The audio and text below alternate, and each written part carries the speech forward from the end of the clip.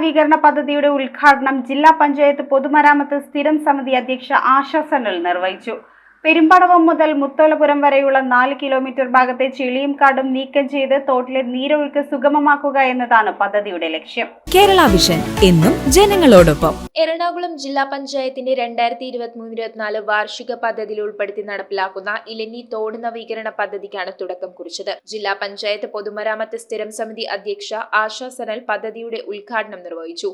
എലഞ്ഞിയുടെ ഹൃദയഭാഗത്തോടെ കടന്നു പോകുന്ന ഈ ഒരു തോട് ക്ലീൻ ചെയ്ത് തോട് ആഴം കൂട്ടി സംരക്ഷിക്കണം എന്നുള്ളൊരു ആവശ്യം പറഞ്ഞപ്പോൾ ഒരു കുഴപ്പമില്ല, 15 ലക്ഷം രൂപ ഒതുങ്ങുന്ന തരത്തിലൊരു പ്രൊജക്റ്റ് എടുക്കാനായിട്ട് അന്ന് ഞാൻ സൂചിപ്പിക്കേണ്ടായി. പക്ഷെ അന്ന് എസ്റ്റിമേറ്റ് എടുത്ത് വന്നപ്പോൾ ഏതാണ്ട് ഒരു 17 ലക്ഷം രൂപയോളം വരും ഇതിൻ്റെ. അപ്പം ഒരു 1.5 ലക്ഷം രൂപയും കൂടെ കൂടുതൽ തരാമോ എന്ന് ചോദിച്ചു. ഒരു പ്രശ്നവുമില്ല, പ്രൊജക്റ്റ് അതനുസരിച്ച് മാറ്റിയെടുത്തോളാം പറഞ്ഞ് അങ്ങനെയാണ് 16,35,000 രൂപ എന്ന ആ ഒരു തുകയ്ക്ക് നമ്മൾ ഈ പ്രൊജക്റ്റ് വെച്ചത്.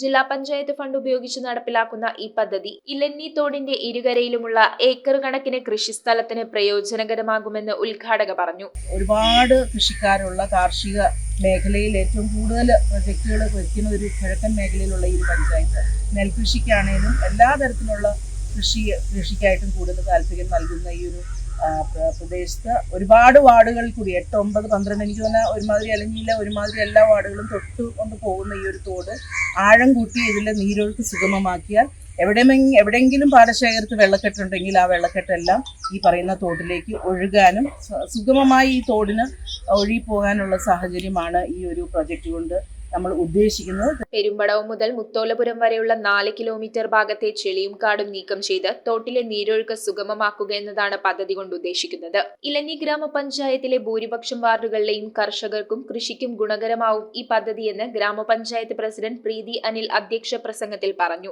മണ്ണടിഞ്ഞുമൊക്കെ നമ്മുടെ ഇവിടെയൊക്കെ വെള്ളം കിട്ടുന്ന ഒരു സാഹചര്യത്തിൽ കർഷകരുടെ ആവശ്യം പരിഗണിച്ചുകൊണ്ട് ജില്ലാ പഞ്ചായത്ത് നടപ്പിലാക്കുന്ന ഈ ഒരു പദ്ധതിക്ക് എല്ലാവിധ അഭിനന്ദനങ്ങളും അർപ്പിക്കുന്നു. Block panchayat vice president LC Tomy, Elanji gramapanchayat vice president MP Joseph, ഗ്രാമപഞ്ചായത്ത് സ്ഥിരം സമിതി അധ്യക്ഷന്മാർ, അംഗങ്ങൾ, രാഷ്ട്രീയ പാർട്ടി പ്രതിനിധികൾ, കർഷകർ തുടങ്ങിയവർ സംസാരിച്ചു.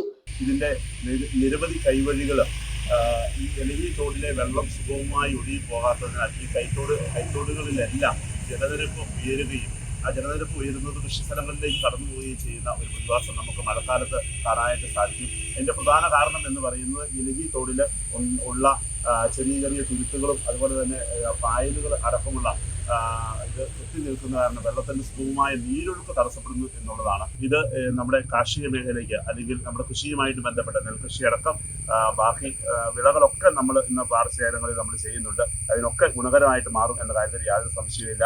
ഈ വെള്ളം കയറുമ്പോൾ നാശോന്മുഖമായി പോകുന്ന നമ്മുടെ കപ്പ, അതുപോലെ തന്നെ കൊക്കോ, അങ്ങനെ ഒത്തിരിയേറെ വാഴ, അങ്ങനെ ഒത്തിരിയേറെ കൃഷികൾ മഴക്കാലത്ത് വെള്ളം കയറി നശിച്ചു പോകുന്നുണ്ട്. അതിനൊക്കെ ഒരു പരിഹാരമാകുമെന്നാണ് പ്രതീക്ഷിക്കുന്നത്.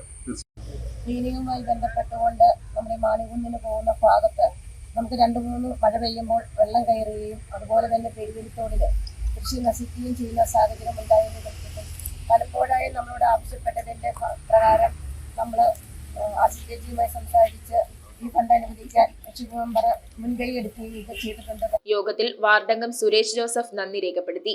ന്യൂസ് ബ്യൂറോ ഐവിഷൻ പിറവം.